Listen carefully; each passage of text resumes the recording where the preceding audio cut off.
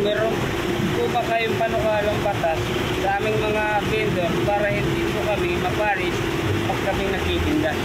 Alam po ninyo, yung pagtitinda po ay isang uri ng ugali ng Pilipino. Masisipag po ang Pilipino. Ilagay lang natin po sa tamang perspektiba. Ang nangyayari po kasi ngayon ay walang binigyan ng walang nagbigay pansin tungkol dun sa mga dako at lugar na dapat sana doon makapagtinda ang ating mga mamamayan. Hindi po mabuti na ang kalsada po ay nagagawa po nating tindahan.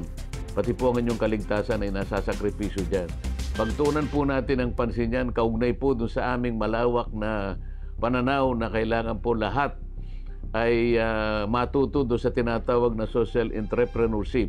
Sa konting puhunan po ay makapagtitinda kayo, makapaghahanap buhay kayo ng marangal. At sa lahat po ng mga nangyari, nagtagumpay po yung mga ibang sumubok dito. Pagsikapan po nating bigyan ng atensyon at direksyon ang bagay na ito.